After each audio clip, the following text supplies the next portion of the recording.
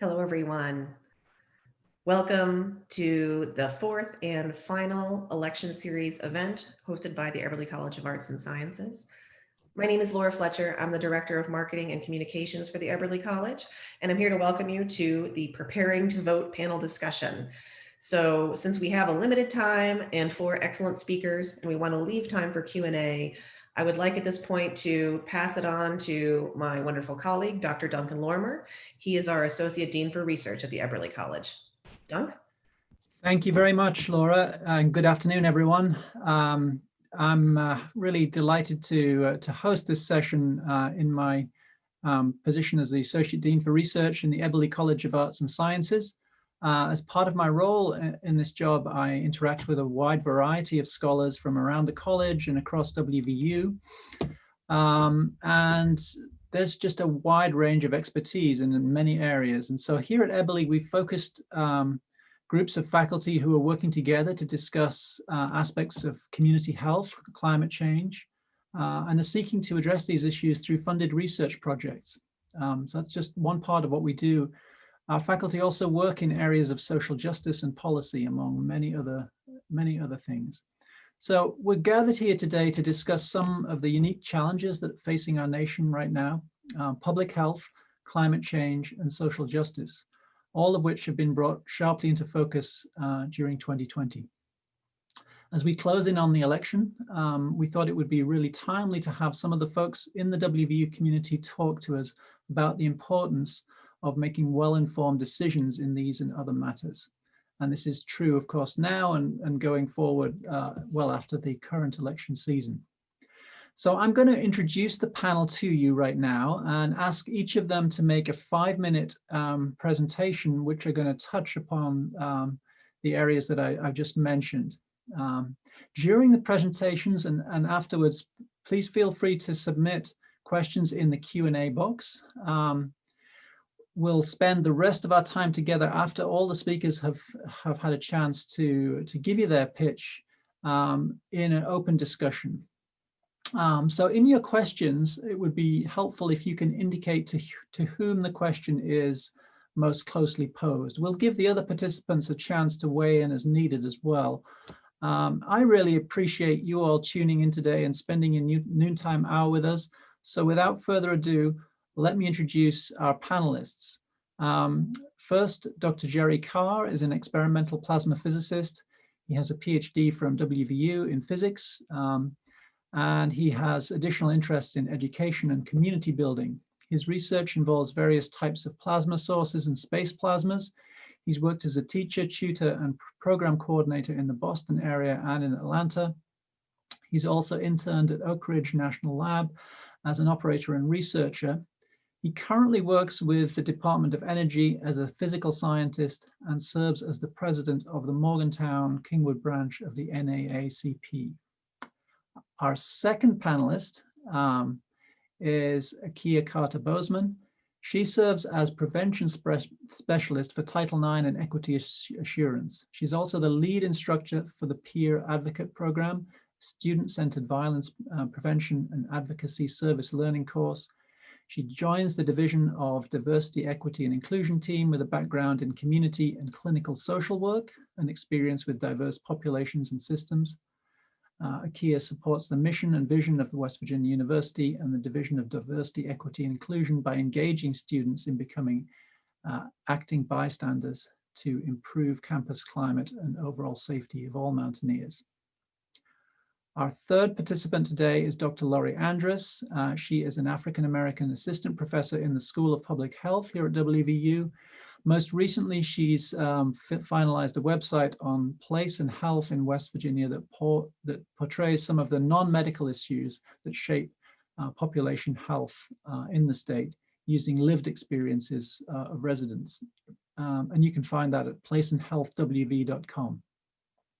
Dr. Andress's BS is from Bethune-Cookman College. Her MPH is from the University of Texas. She has a JD from South Texas College of Law, and her PhD is from the University of Texas.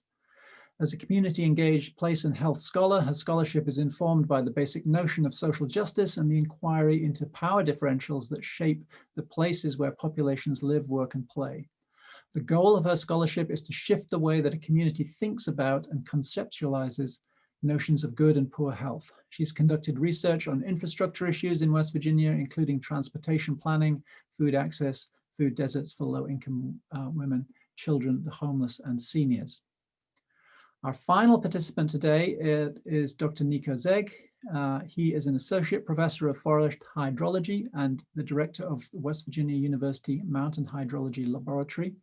He has a BS in Forest Resources Management from WVU, an MS in Forest Sciences with a focus in hydrology that he got from Virginia Tech, and his PhD is in Forest Engineering with a focus in hydrology from Oregon State.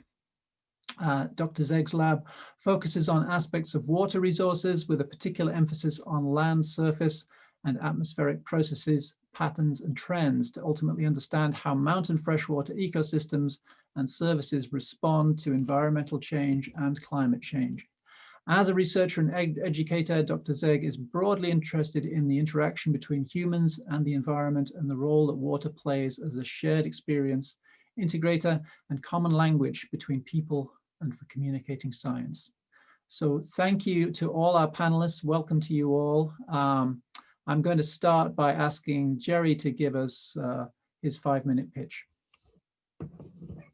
Thank you, Doug.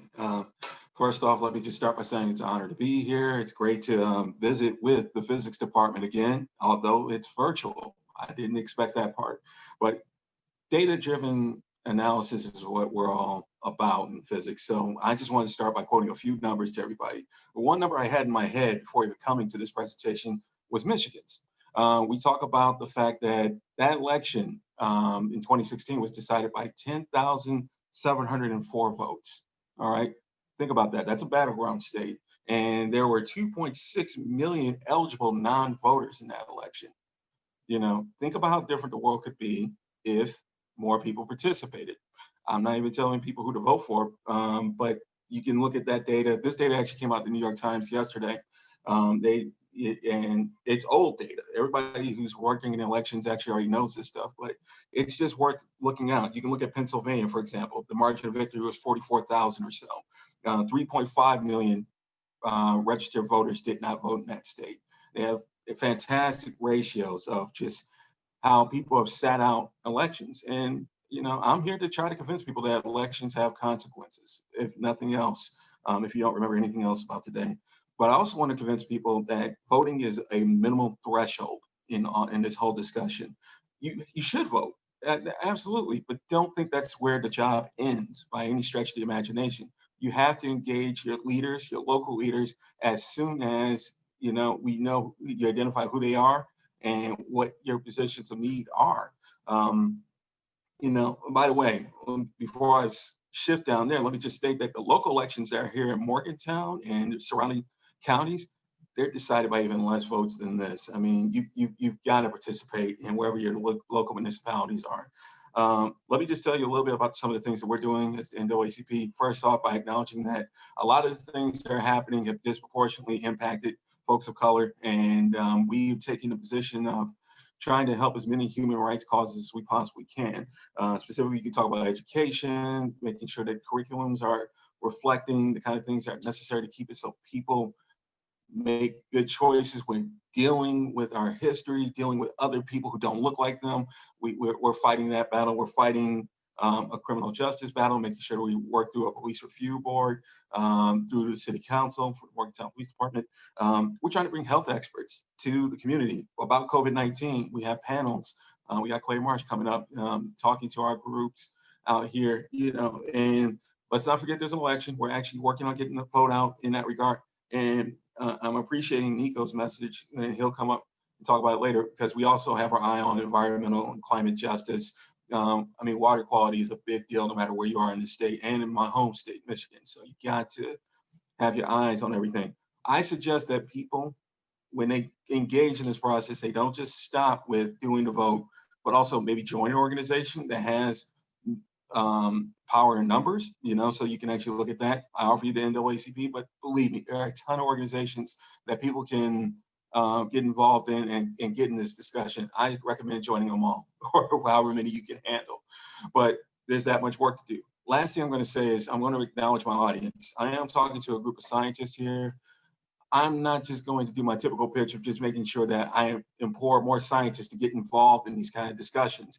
That's great. We need that. Believe me, there's not enough scientists involved in our political discussion. But what I want people to understand is you got to inform yourself too, with not just your actual expertise, your area of expertise of science. You got to apply that same rigor to the things that are going to be impacted by the decisions you're helping to make. So, for example, I'm a physicist. I've had to read a lot about sociology because I am working to understand how this all is connected. And I encourage people to do that. And if you're not going to get up on sociology, if you're not going to get up on these certain things, find an expert in that field. Believe me, they get PhDs out for other groups for a reason. So please make sure you're in line with talking to as many experts as you can, and get involved in your government, or get involved at least in the advocacy of your government. And I think that might be my time. So I will yield it to you, moderator. Thank you, Jerry. Appreciate that very much. We're going to move through the panel now, and Akeya, please go ahead. Thank you so much. So again, my name is Akeya Carter-Bozman. I'm one of the prevention specialists here at the university. And a big part of what my job is teaching students, faculty, and staff about consent, what affirmative consent is, what consensual consent is, and voting is nothing more than your consent. And so you wouldn't just give consent or give your consent away or trust other people to consent to anything intimate or any relational thing. You wouldn't give consent for your research that you work so hard to do and just give it away to somebody. So when you do not vote, when you do not participate in the electoral process, that is exactly what you're doing. You're giving that consent and you're trusting, you're giving your voice away. And so one of the things I want to encourage you to do today is educate yourself, and educate others. Know what you need when you go to the polls and have it when you get there. Even if the longest line, plan your day out. So if you know the line is going to be longer, then go through it at an earlier time or a later time, making sure that you're actually participating in the process. Jerry gave some amazing stats about how some of the last elections were decided. And a lot of times, a lot of people complain and they say that, oh, my voice doesn't matter. But your voice does matter because we see just how elections are decided. I know we have an electoral college and how that works. And if you don't know how it works, make sure you educate yourself on how that electoral college works and how in the last election, the popular vote was won by one candidate, but the election was won by another because of the lack of turnout in voters. Also, making sure that it's not about, you're looking at policy.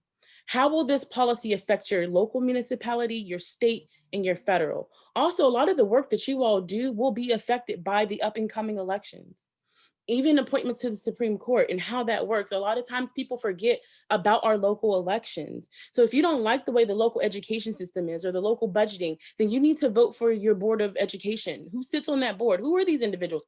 Do you even know their names? Do you know what they look like? Do you know what their platform was? Looking at our mayors and different things like that. I know everybody focuses on the big presidential election, but guess what? There's a whole US Congress and Senate that then decides and goes either for or against what the president is trying to put into place. So all of these things are very, very important. And like I said, voting is your consent. It's your consent as an American citizen to say, I trust this person, or I'm voting for this policy. So you wouldn't just have unconsensual sex with someone, or you wouldn't engage in any of those behaviors that would get you in trouble with the Title IX office. So don't get yourself in social or public health trouble by not using your vote.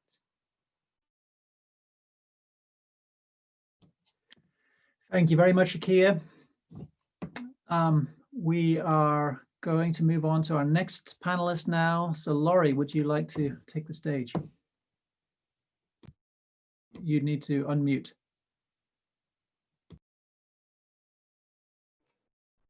Hi, thanks for inviting me to serve on the panel. I appreciate the opportunity.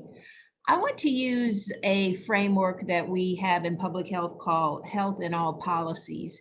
And in this sense, we think about population health and a broad range of public policies that are required to make a community or a population healthy. And we tend to think in terms of a continuum where you can work downstream where populations are already ill, and then we can move upstream where we prevent populations from becoming ill. One of the policies that we're really concerned about right now is the Affordable Care Act. We should all note that West Virginia is one of the states right now that has joined the lawsuit to do away with the Affordable Care Act. And doing away with that Affordable Care Act, while it addresses populations that are already ill, it is a very essential part of what we need in West Virginia to address healthcare issues. So it's essential to think about that and to consider how we could possibly educate the population about the importance of the Affordable Care Act. I think that not enough of us understand how that Affordable Care Act supports jobs in West Virginia, in addition to the well-being of populations in West Virginia. I want to move upstream though and think about prevention and some of the work that we do in other areas. You know, I do a lot of work around food security and food access. And so in these cases, populations don't have access to affordable food. And so we're always thinking about barriers to that. So in a health and all policies model, we're looking at issues that have to do with transportation, local and state transportation, how members of our community can get to and from sources of food. At the state level, we're looking at work requirements to be on programs that supply benefits, food benefits. So for instance, in the state of West Virginia, we have work requirements for access to SNAP benefits, which are benefits that supply food to families. Right now, under COVID, they have suspended those work requirements so that people can have access to food. There is some concern about what will happen when the pandemic ends and the legislature puts those regulations back into place. So thinking about how we can address food security, not just through food pantries, and not just through education about nutrition, but about access and the barriers that block access to food is important. Thanks, Duncan. Thank you, Laurie. So finally, let me go to Nico and ask him to speak. Great. Thank you, Dunk, for this opportunity to contribute to this really important panel.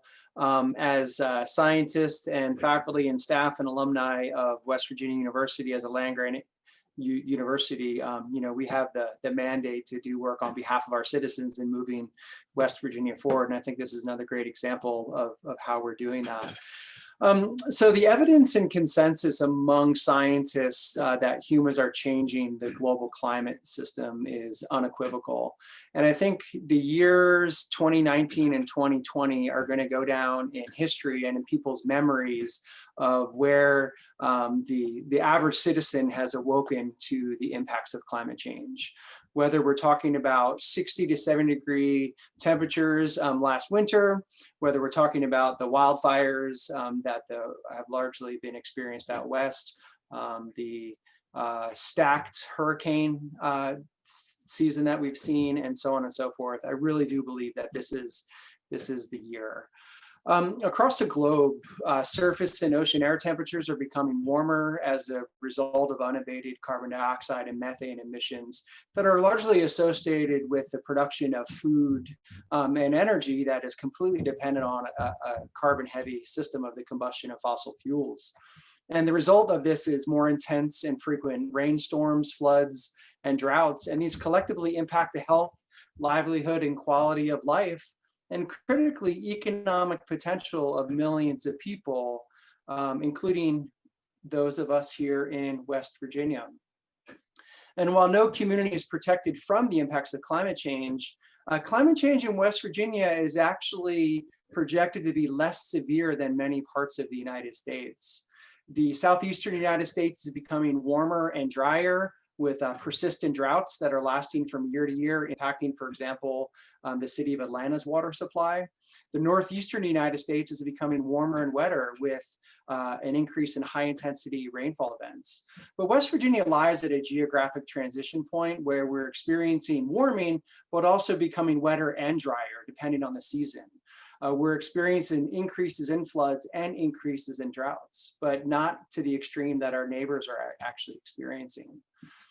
So this, in one sense, bodes well for West Virginia. But unlike our neighbors, West Virginia is disproportionately vulnerable to the impacts of climate change. As we know, we're an impoverished state with issues with food access. We're underemployed, we have a broken economy, and we have antiquated infrastructure. So beyond the direct impacts of floods and droughts on our health, climate change increases our cost of living. And I know this is important to every West Virginian. Cost to West Virginia taxpayers for repairing our antiquated and under-prepared infrastructure, cost to the people and our communities directly, and cost to our economy from disruption of food and energy systems and goods and services that come from the entire United States are only going to increase with climate change. And so without taking the steps to safeguard West Virginians by considering the effects of climate change, our elected representatives are unduly increasing the vulnerability of an already most vulnerable citizen and economy in West Virginia.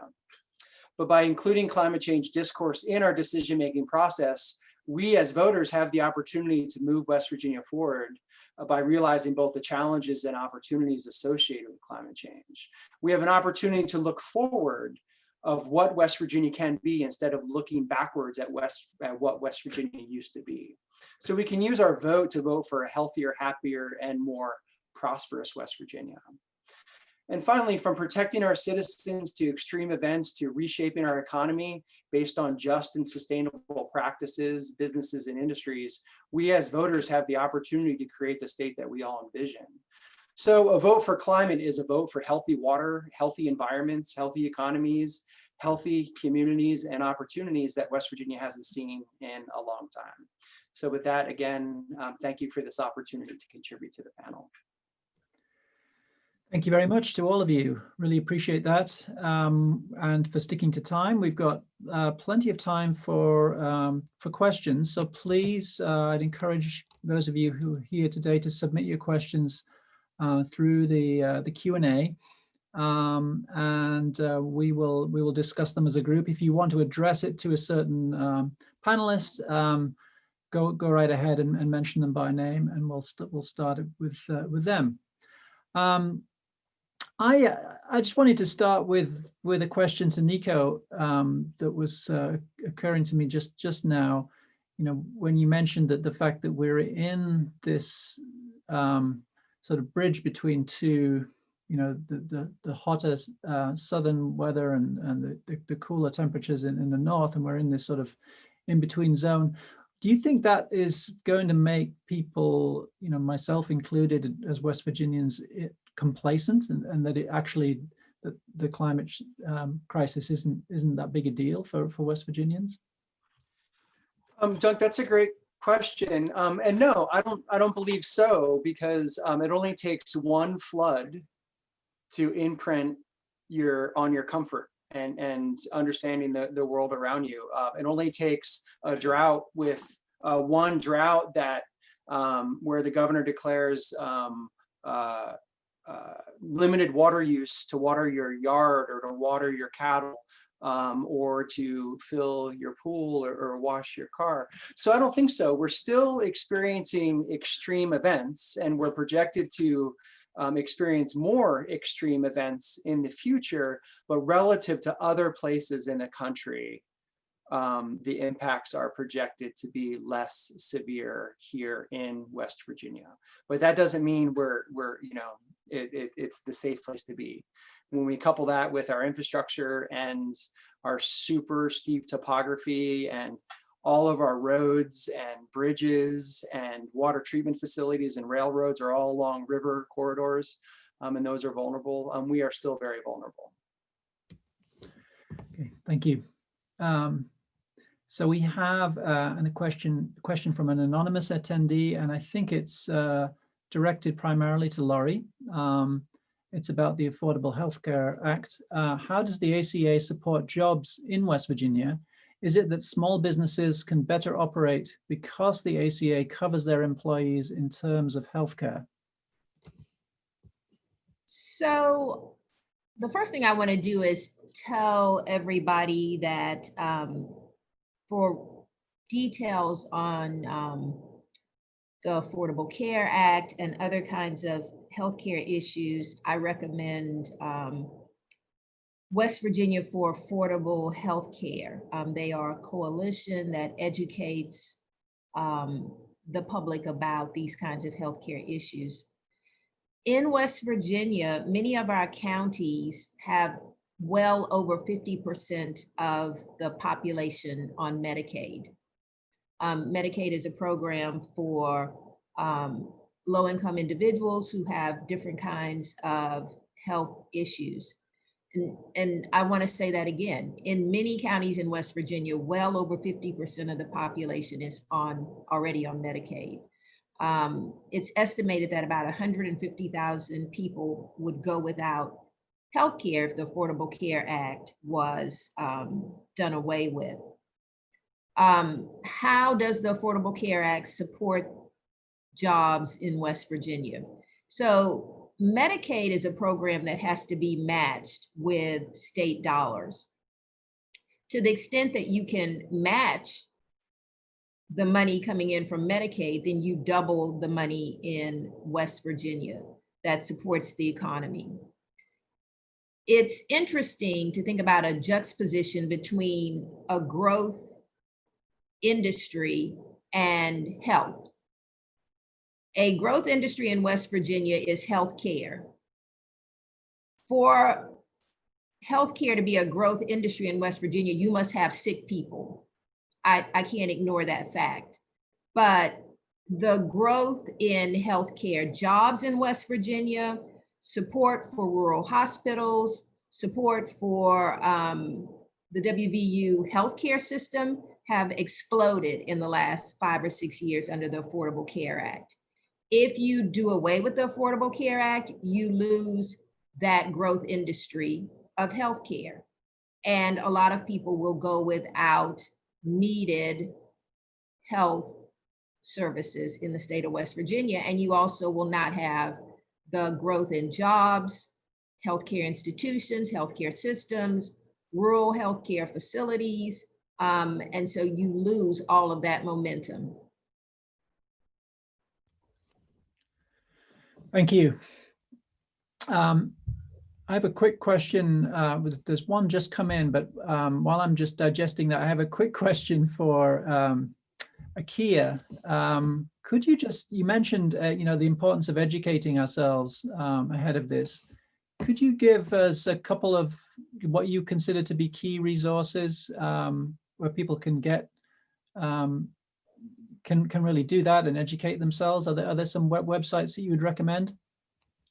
Yes, of course. Thanks, Duncan. So there's the website When We All Vote. So there you can type in your state and then it brings up the different elections that are happening, what's going on, what policies are hot topics. But also just a plug for my sorority, Delta Sigma Theta Sorority Incorporated. We are one of the historical Black Divine Nine sororities. Social action and social justice and voting is what we do. 1913, we participated in the Women's Suffrage March when Black women weren't even thought of as to have rights or anything like that at all to speak in elections. So if you visit deltasigmatheta.org, also you can go there to our social action section. It's right at the top of the page and you can type in your state and we have information on all of the elections going on throughout all of the states. Our national president has made it a priority for our organization this year to make sure that we're offering as much information as possible. Another thing is looking up the voter ID laws in your state or where you live. Making sure that you understand what voter ID is. I went to actually vote early this year because on voting on election day, my sorority sisters and I take aging and elderly individuals to the polls who choose to vote in person, who don't have transportation. So we spend our day driving people on election day. And one older woman almost left because she didn't have her ID. She didn't have her voter's registration card. I think she had maybe forgotten it at home. And the lady was just gonna let her leave. And I was like, no. I was like, do you have a debit card? Do you have a bank card? Do you receive SNAP benefits? And she's like, yeah, I get SNAP. I was like, your SNAP card will work. And had her get back in line and show her SNAP card, because they were just gonna let her leave and not really, let her vote. So making sure you are aware of what voter ID means in this state, because it differs from state to state. Every state did not apply voter ID the same way. And then also just making sure you're following the COVID guidelines. So any websites that, that I know the Secretary of State website for West Virginia has all of the protocols and procedures for going to vote, making sure you're wearing your mask, making sure you're following safe social distances as well, because we don't want anybody getting sick trying to exercise their civic duty. Great, thank you very much. We've got a question here that I think I'm going to throw at Jerry. Maybe the others can weigh in. It's from one of the attendees, and they ask, my son's best friend told me that he would not be voting. He indicated that elections are determined by the rich and large corporations and that his vote does not matter. I tried to argue to no avail. What would you say to this 25-year-old man from an underrepresented demographic in West Virginia to convince him to vote? There are a lot of things that people do go to in terms of how to justify it and how to get people to understand their power and their voice. There's obviously history. There's all kinds of history that shows that people have died for this thing, and we can't take that lightly. I mean, people within just a generation or two, of us have experienced those consequences, and it just doesn't. It just doesn't sit well with our ancestors, in my opinion. But if you put that aside, I mean, I'm looking at, like, say, a local election, for example, in a local municipality where there's only like 44,000 people. I believe that election was decided by just within single digits. The people who are making up their city council and things like that. I mean, we're dealing with a lawsuit, right now for the city's being sued for, excessive force and things like that. And the reality is, depending upon like what that group does, it's going to decide who pays out, these types of large sums. And you're only talking about that small pool of people to begin with, so that's got to come from somewhere. Whether or not people want to me, that's just direct impact. There's no other way of looking at it. And I love what Akeya was saying about the Board of Education. I mean, you have things where, you got schools that are actually being presented right now, charter schools that are coming in, and they're really taking advantage of a state law that's been put in place, and it's not being done in a thorough way. So all of a sudden you have to worry about the fact that this thing might take away resources, from schools that actually that have some level of functionality, and it's not quite clear if that's the right thing to do. But that's local, like that is right here, right now. And all I can say, if you're talking national, I mean, goodness, I mean, COVID-19 is all over the place. Did it have to be this way? Did it have to be that my father got the disease and I almost killed him? I mean, I don't know how much more direct impact you need, other than some of these crazy stories that you see from everybody having to, deal with those illnesses, to people losing their jobs all over the place. I mean, in fact, my kids are in the other room right now waiting on me to teach them kindergarten. There's all kinds of real things that are happening. And, like I said, this New York Times article, it wasn't just Michigan. We had New Hampshire, Pennsylvania, Wisconsin, Florida, Nevada, Arizona, North Carolina, Minnesota, Maine, Georgia, Texas, New Mexico, everything where the ratio of non-participating voters to the actual margin of victory was greater than 10, greater than 10. So I'm not sure what else there is to say. This junk has real consequences. And if you don't believe me, hey, go ahead and give your consent away like Akeya said, and that's what happens. Thanks very much. Would anybody else like to weigh in on this particular question?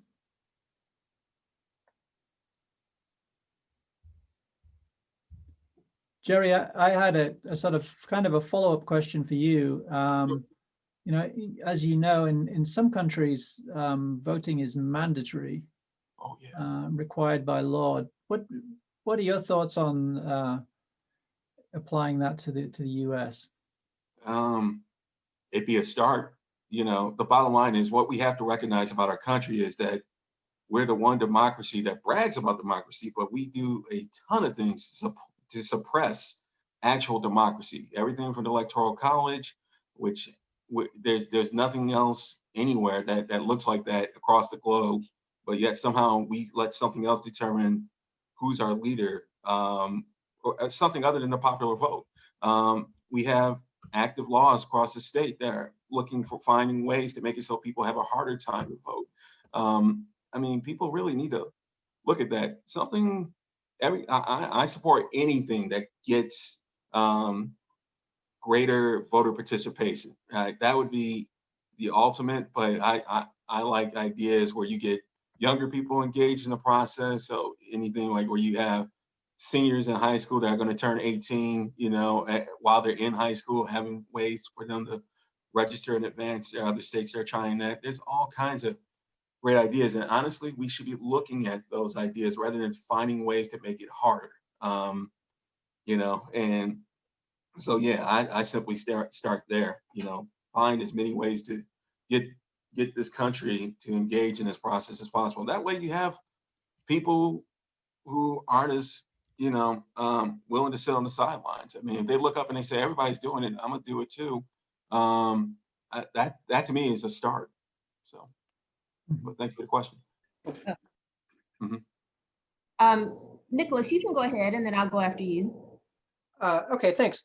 To respond to that as well, I think it's important to look at what our elected leaders have been doing for us. And here in Northern West Virginia, we have some House delegates that have introduced solar bills to the state legislature that are based on creating job opportunities. The bottom line is our existing economy, and much of our economy that West Virginia has had in the past has been fairly narrow, not a whole lot of diversification. And what we're seeing across the US is a rampant growth in employment around solar.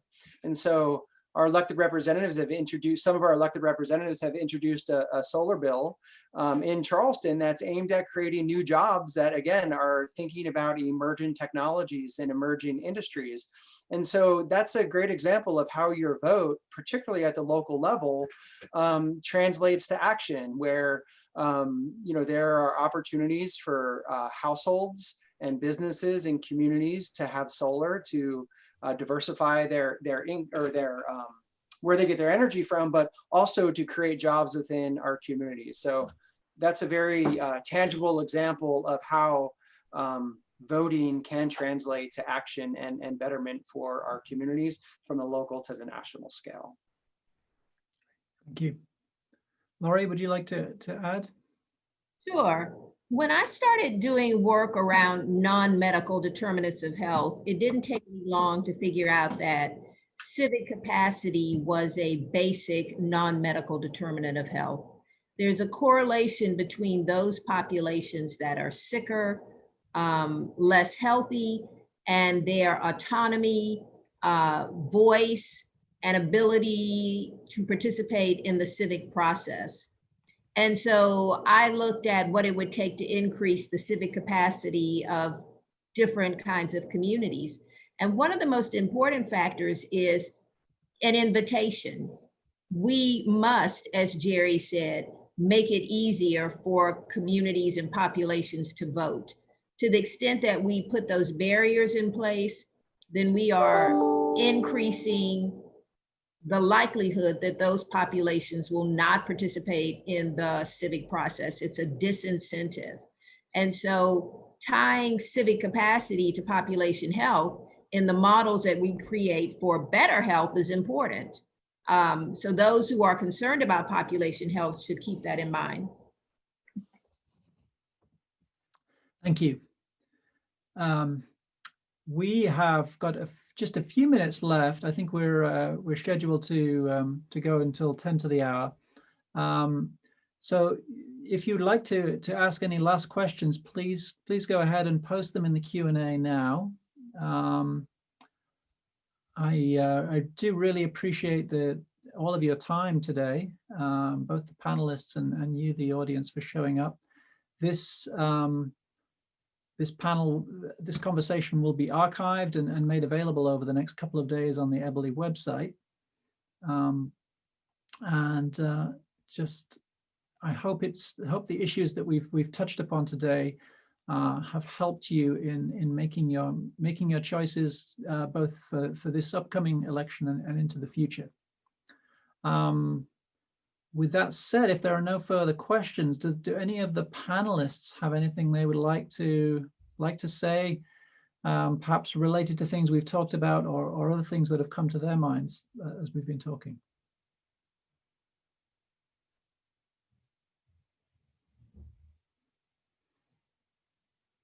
All right. Yeah, I mean, Jerry. it's just one last push, man. Everybody get out and vote, please. You know, that is the biggest focus that we should have right now as a nation. You know, and you know, I'm hoping that we can get our democracy, you know, to crack way above the 50% level of participation this year. We struggle with that. And I just want people to understand that is holding us back, you know, plain and simple. Mm-hmm. We do have one last question. Some voters only vote on one issue, for example, right to life. How do you encourage them to look at all the issues, including climate change and global warming? Who would like to take a stab at that? So what I know about voting and community organizing and building coalitions, and again, it's correlated to population health, is that people vote their interest. And so to the extent that we can connect people's interest to those issues, then we increase civic participation. And so when you're organizing groups and speaking to them, you've got to speak clearly about how that issue is tied to their family, their children, their ability to prosper and have jobs, the economy. So figuring out what West Virginians are concerned about, which in most cases is their family and their children's well-being, then tying those issues to those interests helps expand their understanding of an agenda that they can support. I want to make one quick comment based on that. I'm going to take the other side of it too. A lot of these one issue arguments that are coming out, they're also used by leaders to manipulate the population. You know, if you only care about this one issue, then as long as I'm meeting your need there, then you'll ignore all the bad things I'm doing. And that's just not helping us. There are ways to attack these issues very much the way Lauri's talking about, where it's like, okay, can we build an argument, a coalition of arguments to reduce the number of abortions, for example? You know, is there a way to do that while we also protect the climate, while we also do some of the many other things that we have to do? But I just want to point out that, like, I've seen there's a lot of groups out there that are using this as a manipulation tactic to try to just pull away voters from a larger coalition that could actually maybe do even more items for our citizens here. So just want to throw that out there. It's really like whenever you see topics that are at its heart trying to divide people, you really have to question that. Like, who gets the benefit from divisive topics? And that's all I guess I'll say there, because I know we're out of time. Yep. Thank you very much, Jerry and Akeya, Laurie and Nico. I really appreciate all of your contributions today, and for everyone for tuning in. Laura, I'm going to pass it back to you. Do you have any final remarks to keep us on track? Sure.